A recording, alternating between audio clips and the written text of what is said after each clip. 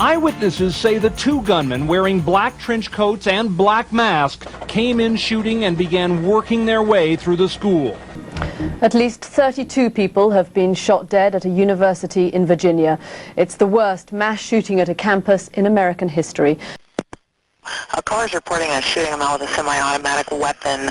He shot at people, and he was last seen headed towards the Walgreens. He ran northbound out of the store wearing a black hoodie and blue jeans. And we have a caller who believes that Gabrielle Giffords was shot. A gunman appeared at the front of one of the theaters. He threw some type of canister which started releasing some kind of gas. Witnesses reported hearing a hissing sound. And then he opened fire. Welcome to The Point. I am John Fugelsang. Thank you for joining us. We are taping today's show days after the shooting at the movie theater in Aurora, Colorado, and today's show will focus exclusively on that issue and the ongoing debate over gun control in America. Obviously, there are many points of view that need to be aired here. This is the sort of topic that always inflames passions, both on the left and the right, between gun control advocates and gun rights advocates. We will attempt to be respectful to all sides as much as we can be. I'm going to attempt for the course of the show to not mention the name of the suspect who's been arrested. When the guy who shot John Lennon did it, he did it to become famous, and in the Beatle community it's become sacrosanct to never mention the killer's name. The belief is that if you say his name, you're giving him what he wanted and validates his murder. We do not yet know the true motivation behind this suspect, but I'm going to follow the lead of the Beatle fans here and avoid giving this man more eminence than he may deserve. To that end, America appears to be at yet another gun crossroads. Another crossroads where neither road is taken and America stays exactly where it was before the devastating tragedy. One thing is sure, everyone is going to be accused of politicizing this debate. However, trying to prevent the next tragedy is not the same as politicizing this one. I'd also like to point out that the suspect was permitted to buy 6,000 rounds of ammunition online, as well as a 100-round magazine clip online, and Tommy Chong was sent to jail for selling bongs online. So I'd like to welcome our guest for today's very, very special episode. Jacki Shechner is a regular contributor to Talking Liberally with Stephanie Miller and also contributes news and political coverage elsewhere on Current TV. I've wanted a long time to get you on the show. Thank you so much for joining us. It's my pleasure. Thanks for having me. What an honor. Dileep Rao is an actor you may have seen in such low-budget art house indie hits as Avatar and Inception. He's also a former Jeopardy champion, which is very exciting to me. By some accounts, that is the biggest box office ticket in movie history. Dennis Marker is the former director of the Washington, D.C.-based progressive nonprofit Witness for Peace and the Pledge of Resistance, and is the author of a new book, 15 Steps to Corporate Feudalism, How the Rich Convinced America's Middle Class to Eliminate Themselves. Now, it's difficult to imagine in light of these horrible mass killings that we've seen throughout the past couple of decades, and of course what we saw last week, that America's no closer to solving these problems than they have been before. And I'd like to begin with you, Dennis, because these have become almost commonplace in America. Your book is about class. I do think to some degree the gun rights debate speaks a lot to class issues. But do you think, in light of what we've seen in Aurora, has America just become inured to this sort of tragedy, when we can see a tragedy like this happen and neither of the two major presidential candidates come out with any new ideas how to prevent this in the future? Is America just numb to this sort of thing happening? I don't think that they're numb to it, but I think what they know now is that no one in the United States really expects anything to change after this event. A few years ago, when Columbine happened, for example, there was a thought maybe we would get an assault weapons ban. Now, people don't even expect it. I think people will be shocked if, in fact, our political leaders move, whether it's at the presidential level or the congressional level, to actually find a way to limit some of the violence that's done with assault weapons and that sort of what I consider to be ridiculous gun policy that allows anyone to walk into a Walmart and buy an assault weapon. Well, it's not quite that easy, but I know what you're saying. And in regards to the assault weapons ban, we should point out that at the time of Columbine and the time that Michael Moore's film won the Oscar for Best Documentary, there was an assault weapons ban implemented by President Clinton in 1994, which expired in 2004. Many gun control activists felt it was toothless legislation, a bone Bill Clinton threw to the progressive base. And I think it's fair to say the Democratic Party, and I'll open this up to all three of you, has really abandoned gun control as an issue. I guess the focus group said it wasn't rating too high, but apart from a few select Congress people, you do not see the Democrats making this a major issue. Would you agree? It's become a political third rail. I mean, they don't want to touch it because I think that there is a tendency in the middle of the country to be very pro-gun, and they tend to want to hang on to that idea, maybe, of the Second Amendment and how important it is. And I don't think that politicians want to give off this sense of elitism, that they're not in touch with the heartland of America. And so it's on both sides, obviously, for let's talk about the current election, for example, right? Mitt Romney wants to appeal to the base, and he wants to make sure that he has the right wing of the party beneath him. And I think President Obama doesn't want to alienate. It's the clinging to the guns and religion factor of the party, right? I mean, the syndrome, right, that he had when last time around, where he said that people cling to their guns and their religion. So is that leadership? No, it's not leadership at all. But I think that in terms of wanting to win in a political race, which our political systems become, it's more about politics and policy. I agree. I think that that's what's most important to them. Well, this is one of those lenses where you see so clearly at the moment this happened how broken our politics are, because all they really are is an engagement of a you win, I lose, I hate you, I want to destroy you to the other side. That is not just part of the process, which has been forever because politics is complicated. It is the process. There is no policy. There is the common sense people of this country can look at something like this and say, there is something profoundly wrong with the way we live. I actually grew up in Aurora. I spent 5 years of my life there. Did you really? Yeah. And, you know, guns are part of the way of life in Colorado for a lot of people across our country. Handguns, hunting, and let's also be honest about something. Hundreds of millions of guns exist in America today, and they are not misused. Exactly. The people have them in their homes. They use them for the purposes of target practice, hunting, self-defense, legitimate uses. I think one of the hardest conversations to have about this topic is where we have to concede things on both sides. The NRA has decided they have the only voice in the room. The Democrats have completely backed away from them because they have powerfully innervated the Republican base and the conservative part of our country that is not necessarily just Republican. And they have dominated the entire discussion to say, if you go against this, we'll kill you, politically. And their voice is not the only legitimate voice on this, but we have to concede some points on both sides. I think the side, for my side, I'm center left, I think what we have to concede is that there are millions of people who legitimately, safely use guns every day, and it's a part of our culture. It's been part of being American for a very long time. I don't have a gun. I didn't grow up with people who had guns in their homes all the time, although surprising people around me did. And they're perfectly legitimate and perfectly normal people who use them with validity. And if we concede that... Or don't use them at all and just have them because it makes them feel... Or they use them hunting, you know, right. like, or they use them... But see, here's a couple points that I think we should talk about in terms of gun use. The thing you spoke of about the 100-round clip, the assault weapons. What I think the legitimate concern we all have is I don't want to be in a movie theater where someone comes in dressed up as the Joker in armor, pulls out a weapon that can fire 100 shots in 30 seconds to a minute, and just rampages through a movie theater, killing dozens of people and injuring hundreds possibly, right? I think we can all agree that is the outcome everyone doesn't want. And the question we face is, do we as a society make it harder for people like him to get that kind of ammunition That's right. and to get weapons that are designed only to kill humans, Right. or do we make it easier for everybody else to have the weapons? And I do think that you speak to a very interesting issue, because I don't think it's black and white. There's plenty of progressive people out there who support the Second Amendment, support gun rights, Sure. and there's plenty of conservative people who think it's way too easy for any civilian to get this kind of weaponry. William Kristol himself went on Fox News this weekend and said he supports handguns, he supports hunting rifles, he does not support assault weapons for civilians. Did that surprise you? No, it doesn't surprise me. Well, it surprised me maybe from Bill Kristol, because that's maybe the second thing he's ever said I agreed with. But I think I grew up in a family. My father actually was a hunting guide, a bear hunting guide in northern Ontario in the summers. And so I grew up my entire life from 7 years until, for 35 years after that, with the NRA, at sitting around the dinner table, sitting around breakfast table.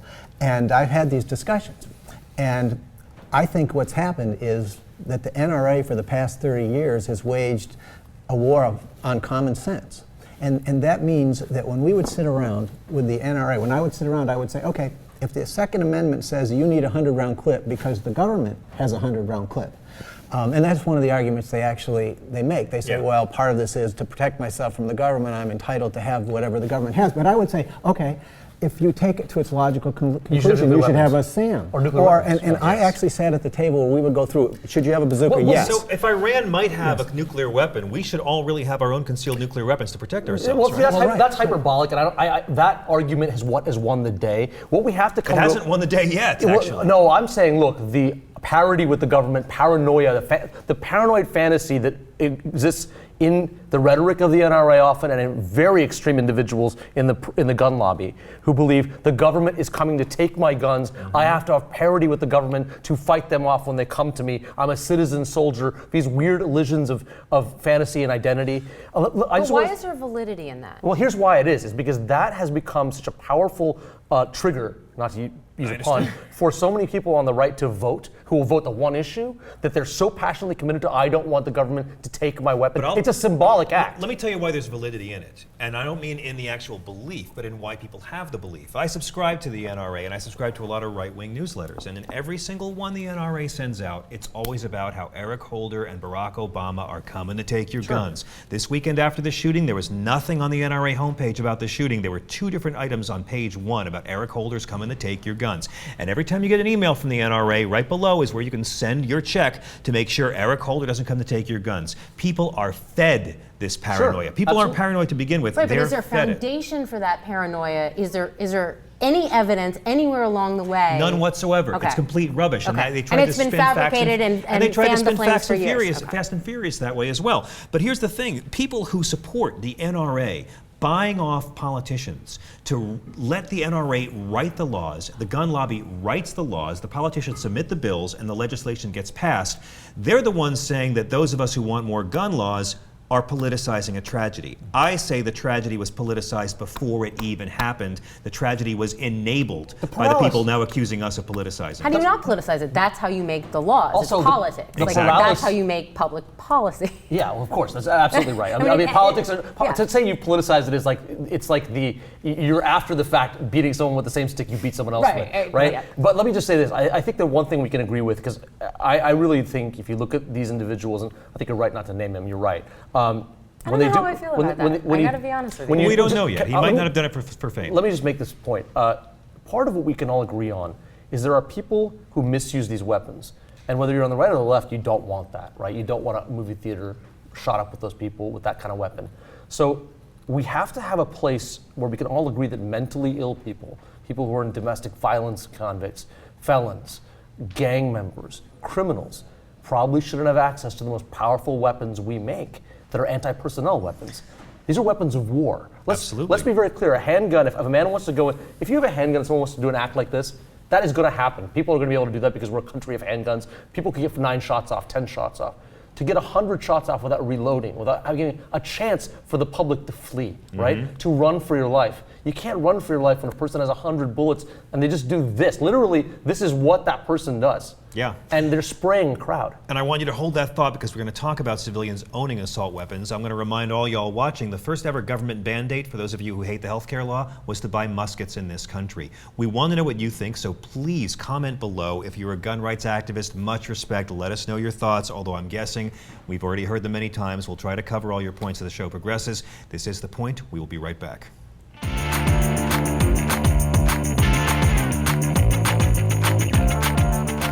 Welcome back to The Point, where we want to remind you that guns don't kill people. People who can easily buy 6,000 rounds of ammunition off the web kill people. People who can easily buy assault rifles because the ban was allowed to lapse kill people. And people who buy off congressmen, making it that much easier for psychotics to get their hands on weapons designed only to kill people. Honored to be here with this panel. Let's take a look at our first Point video, which is some recent radio interview given by my mayor in New York City, Michael Bloomberg. Soothing words are nice, but maybe it's time that the 2 people who want to be president of the United States stand up and tell us what they're going to do about it. Because this is obviously a problem across the country, and everybody always says, isn't it tragic? And, you know, we look for, was the guy, as you said, maybe trying to recreate Batman. I mean, there's so many murders with guns every day. It's just got to stop. And instead of the 2 people, President Obama and Governor Romney, talking in broad things about they want to make the world a better place, okay, Tell us how. And this is a real problem. No matter where you stand on the Second Amendment, no matter where you stand on guns, we have a right to hear from both of them concretely, not just in generalities, specifically. What are they going to do about guns?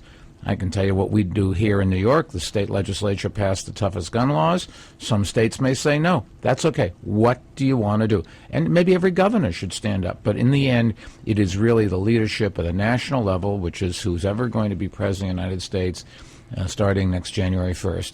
What are they going to do about guns? The reality is, you know, that will not happen. Well, it'll happen, John, if it was one of your kids yesterday in Aurora. Maybe you'd stand up and say, I'm not going to take this anymore. Now, say what you want about Mayor Michael Bloomberg. He's a politician who's never been afraid to show leadership even when it makes him unpopular. He's shown leadership on guns, he's shown leadership on marriage equality, on trans fats, on smoking, and leadership on hiding his face behind a WOR mic cube. I hope you enjoyed him and recognized him from his many appearances on Home Improvement back in the 90s. Jackie. It's Richard Karn. Let's give him his name. All right, now that Mayor Bloomberg has called for stricter gun control legislation, it's a done deal, right? I mean, you know, ignoring Michael Bloomberg is the favorite pastime of both parties. Yeah, I mean, we've discussed this, obviously. I mean, it's going to be very hard for something to happen.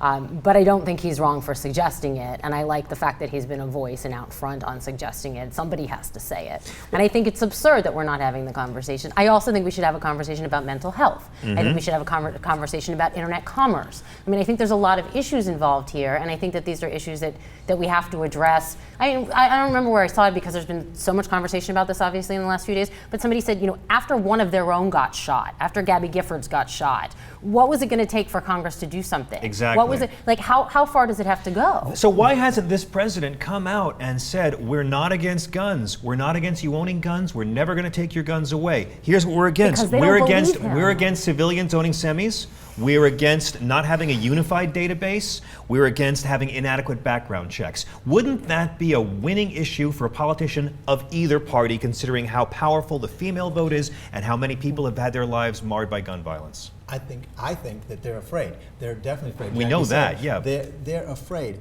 But something I think that we need to consider that's not considered a lot is the NRA itself. The NRA has changed a great deal in the past 30 years. 30 years ago, and they still have the reputation for being the people who are the hunting group, the people who taught teenagers gun safety. And now you have, as you mentioned, you have a publication that comes out every single month that does exactly what other major right-wing organizations do, which is they create anger, fear, and they use deception. And so now they have a group of people that are their membership who actually hear every month that Obama's trying to take their guns away. What evidence is there? None, because it's not true. It's not true at all. But and when you ask them, they can't point to a single thing Eric Holder's done. Exactly. But what they've done is they've lived in this deception. They've lived this NRA membership, the people I was talking about who 30 years ago we would talk about issues, who didn't feel the same way. Now they feel that if they don't have the right to a machine gun, that means that Obama's coming, the jackboots are coming in the door to take away their hunting rifles. Well, and I'm glad you said the word jackboots, because it was 2 decades ago that the NRA referred to federal agents as jackbooted thugs, prompting former President George H.W. Bush to resign his membership angrily and publicly. That was leadership from a Republican. Now, my biggest problem, I support the right to bear arms. I think it's a free society. You should have guns to protect your family, even if it's from the government. But here's the thing.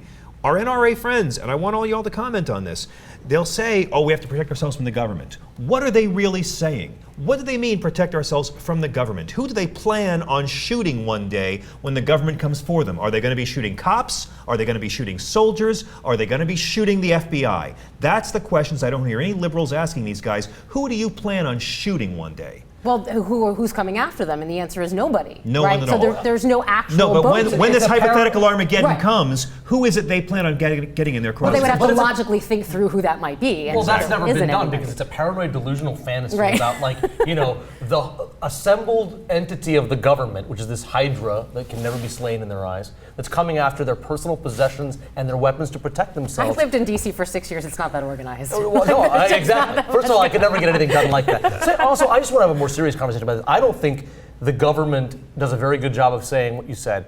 No one is coming for your handguns. No one's coming for your hunting rifles. You have the right to all those things. But we've talked about the right to bear arms, The Second Amendment also has the phrase, the hyphenated phrase, well-regulated militia being necessary. And so I think when you talk about the evolution of firepower, the evolution of the kind of weapons we have, the multi-round clips, the modifiable semis that become automatic weapons, we have to say that there are responsibilities that have to come with any of these sorts of things. Like, there's people talking about if I had been armed in the movie theater, if there had been 4 guys in there, I could have shot. Now look, that is a kind of macho, real self-responsible kind of thing. Like, I would take care of myself and my family. I would have shot him with my gun. Yeah, a lot of civilians talk that way. And that's right. And a lot of people in law enforcement talk about how delusional that is, how well trained you have to be able to pull your gun out. Do you want a theater full of tear gas to have a bunch of guys with a gun looking to shoot a guy holding a gun? It's also quoted in Kevlar. He's completely from head to toe. He wasn't quoted in Kevlar. He had armor on. It wasn't Kevlar. Well, he had some bulletproof. He had a shock vest, right? Isn't that what he had? He had a helmet on.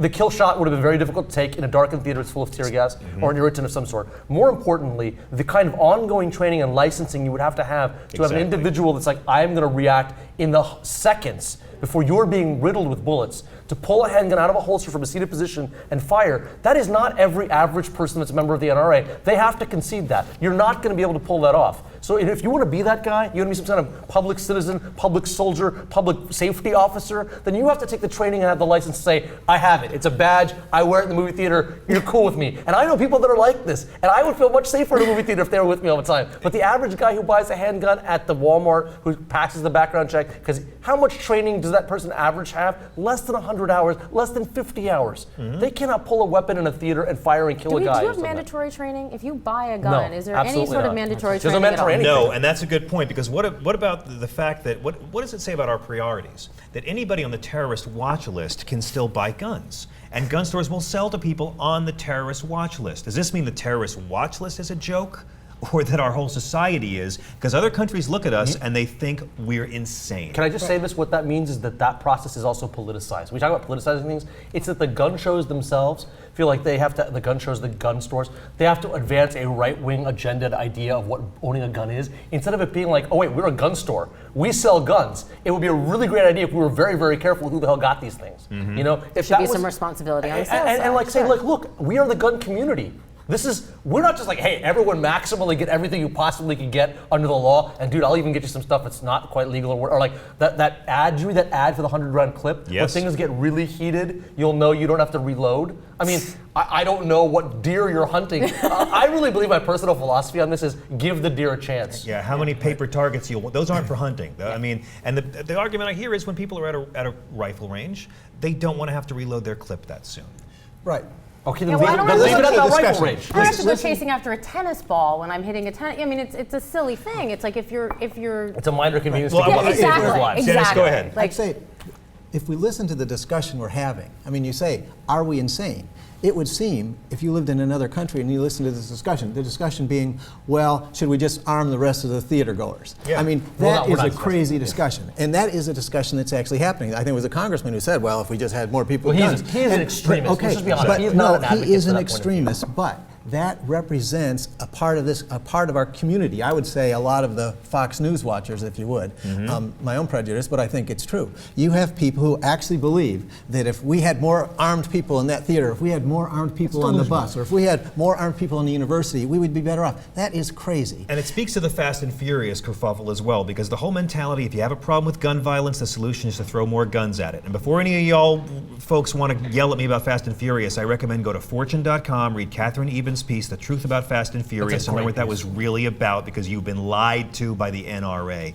But here's one argument that our gun rights advocates make that I think is very solid. This guy was a law-abiding citizen. He had a traffic ticket until this day.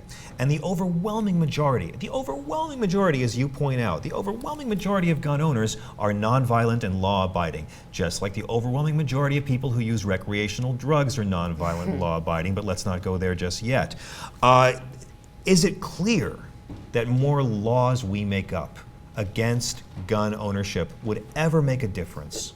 Can I just say the one thing that we can talk about is that the the extreme weapons of war, yes. Like bazookas being illegal have stopped bazooka deaths in America, right? We know, Was that a problem? Well, it's not because they don't exist. You can't get them. So, But you can buy grenade launchers. sure, but people don't buy them because they're not available. They're not actually that easily available. They're very restricted. They may Yeah, be they illegal are, even. but it's still possible. My question is, will more laws actually The save kinds of any laws, lives? they're not just weapons laws, though. This is the thing I think we have to honestly admit. First of all, the majority of gun deaths in the United States are suicides.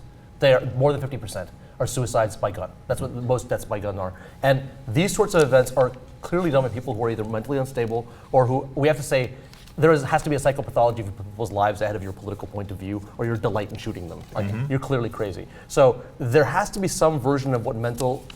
We have to spend money. We can't be like, okay, I'm for guns, maximum gun ownership, everyone gets as many guns as possible, but I'm against mental health facilities, mental health testing, and licensing and checking people. Like, you know. But this guy wouldn't have been a red flag for anyone, and that's what the if you point don't that want to our buy? But this is what our gun rights friends say. This guy had a speeding ticket. That was it. He would not have shown up as any red flag. Now, maybe if you knew that the guy had just flunked out of med school and was buying 6,000 rounds Is that online, clear that he flunked out? Do we know that? I don't Well, know. he if was leaving med school. He did poorly withdrew. on He an exam withdrew. and then withdrew. Yes. Right. Now, maybe if you had a unified database, you could find that sort of thing out. We don't know. There would be a lot of regulation. You'd have a lot of Big Brother. Well, in that, and I that's think, the to track, thing, and how much government interference here, how many new laws, how much new bureaucracy would even help save a single life? Well, if you need a weapon that fires 100 rounds like this, okay, if you want that kind of gun, it might not be too much to ask. Maybe everyone's going to go crazy in the NRA. It might not be too much to ask if you're going to own a weapon of war like that you maybe go have a psych evaluation. I agree with you. I think it should be harder to own them. And the very fact is, when you don't have to reload, you can shoot off a lot more. And if this guy's rifle hadn't jammed, many more bodies would have been on the ground. We have to go to a break right now. We do want to know what you think, especially our gun rights friends. Send me your very angry comments below. Don't make any points. Just insult us, please. It proves how masculine you are. We'll be right back with more here on The Point.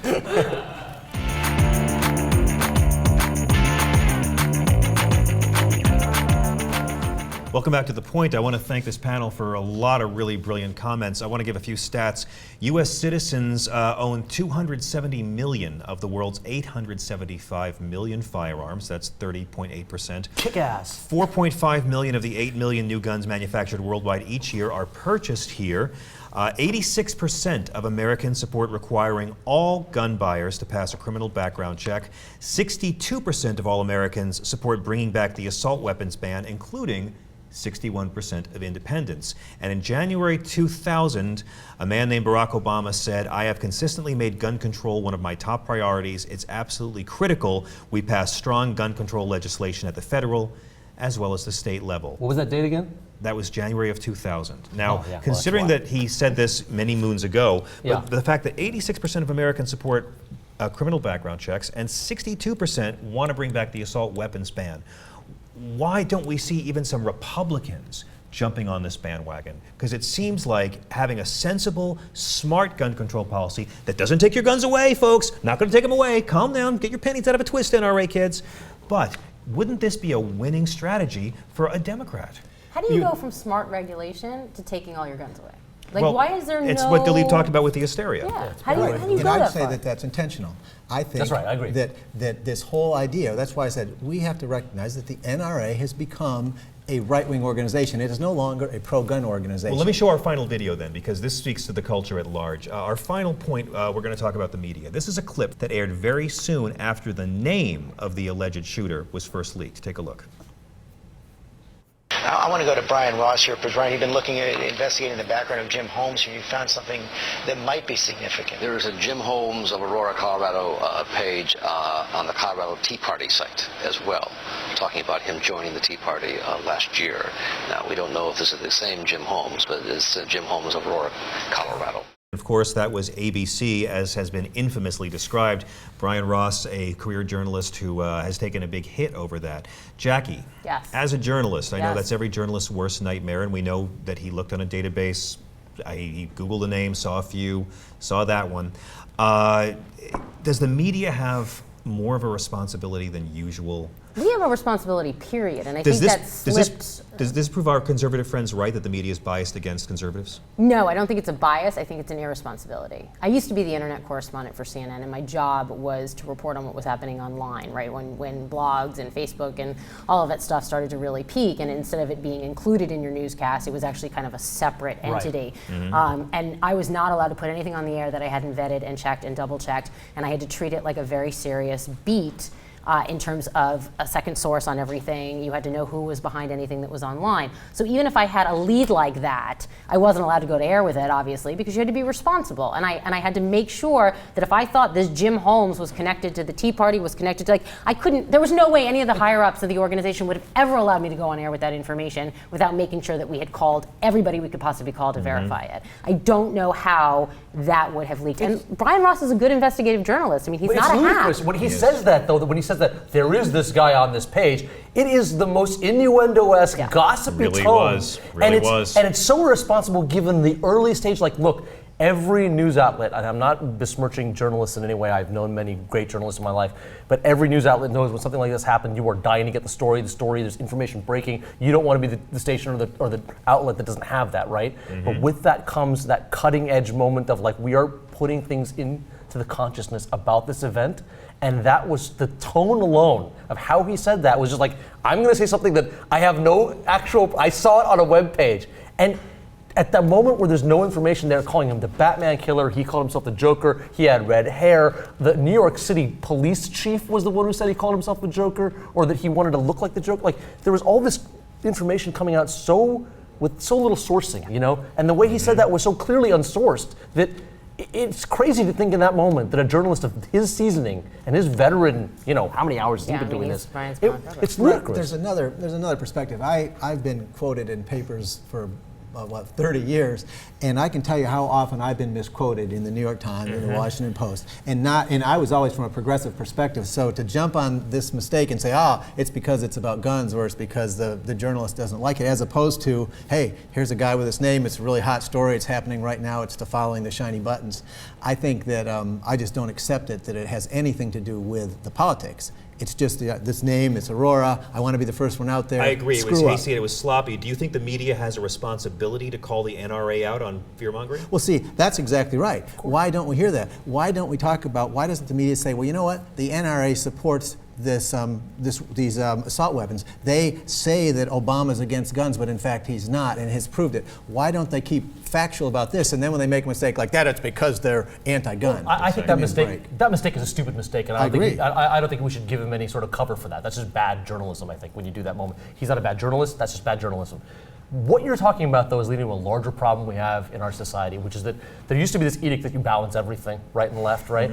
Well, and I'm saying this as a centrist left person. I am not a lunatic on one side at all. But a lot of what gets reported as balance from the right is delusional and not true. Well, we need people, when you talk about, like, do they call the NRA out? We need journalists to go, actually, what you just said is factually wrong. And I'm going to broadcast you saying that, just like Comedy Central does on The Daily Show. To answer Dennis's point, I think the reason for this is, back me up on this, the media is not liberal, but the media is terrified of being called liberal. Yes, the media is as liberal as the corporations that own it. Where's your militia? Where's your well-regulated militia? I see a lot of loosely regulated individuals. Would we ever see a movement in this country that said, let's amend the Constitution? Because the same people who say, I don't believe the part about separation of church and state, really don't believe the part about the Second Amendment can ever be tampered with in any way. Now, I'm not saying, get rid of the Second Amendment. I support the right to bear arms. I do live in New York City, where millions of men securing their penis size don't feel a need to carry a gun ever, ever, ever. But I respect the need to want to have one to protect your family, protect your goods. I think there's a large segment of the rural population in this country who would say, no, I do want the right to bear arms. So I think we go to the common sense and the urban population too. Okay, but I think a common sense position isn't to eliminate them. A common sense position is to say, this is what the NRA, I was going to say IRA, this is what the NRA, the IRA, exactly, this is what the NRA is telling you, that you should be allowed to have all these things, and we're saying, no, this is unreasonable. It's unreasonable to have assault weapons, it's unreasonable to have thousands of rounds of ammunition, and what we can do is look at what works in other countries. It's not like we're the only country in the world. You know, other countries limit the access to these assault weapons, and guess what? They don't have these shootings Well, in schools. to this end, though, nearly our conservative as often. Okay, to this end, our conservative friends or our Second Amendment friends would say, Waco.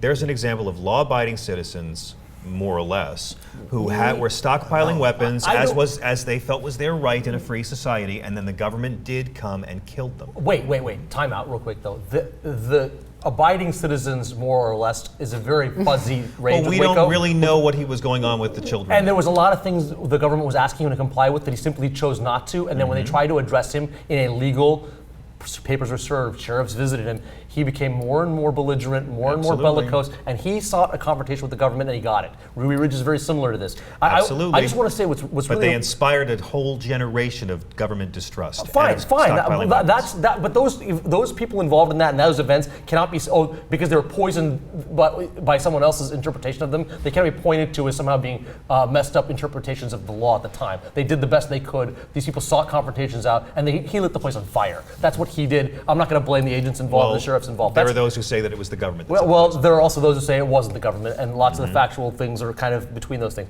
More importantly, on this particular subject, you're talking about banning weapons, I don't think we need to say fuck the Second Amendment. The Second Amendment is elastic enough, because the founders are really great writers, to have this two halves. The well-regulated militia being necessary, the right of bear arms shall not be abridged, right? Those are elastic enough in their definitions. It has gotten to the point where it's now maximum guns for everyone all the time in the NRA definition, and we as a society have laid down and accept that. I think we as a society can say we are actually capable of deciding these things without the NRA deciding it for us. Okay. We do have abridgments on the First Amendment. That's right. And no one questions it. Why can there be no abridgments on the Second Amendment? We only have a minute left, but I'm going to leave you with that thought. And I'd like to ask, in the wake of this tragedy, I do want to say that the real heroes there are the people who lay down their lives to protect their loved ones. It's inevitable that this will get into politics, but I want to just ask all of your final thoughts. Obviously, this has been a passionate show. It's been a deeply thought show. I know the comments are going to be all over the place. But I'd like to ask you all to give us your final comments on this devastating tragedy. And what can America do to even think about preventing the next one? And I'd like to start with you, Dennis. Sure. I think that it's time to look at gun ownership with common sense.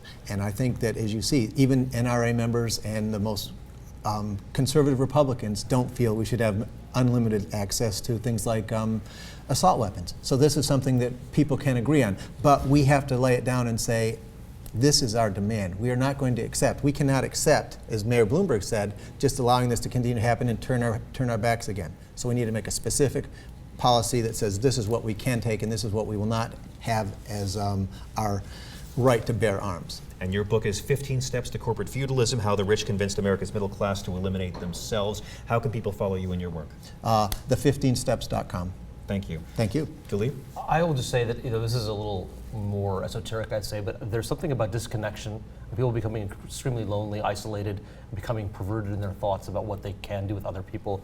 And there's something about our society breaking up into these factions of politics and religion, and you're like this and I'm like that. And there has to be something about opening ourselves up to each other a little bit more and being able to understand each other better. I agree. And seeing something about this kid going from UC Riverside, going from California, isolating himself in Colorado, things start going wrong for him, and his thoughts somehow foreclose the possibility of finding another way. And there's something about our society and the way we treat each other and the opportunities we have. Of course, we're all responsible for our own behavior, and I'm in no way absolving him. But if we want to try to deal with the hearts of the nature of people who can take that many lives so casually and so well planned out and so disciplined, there's something about our connection and our Americanness that's falling through the fissures where we become our own targets.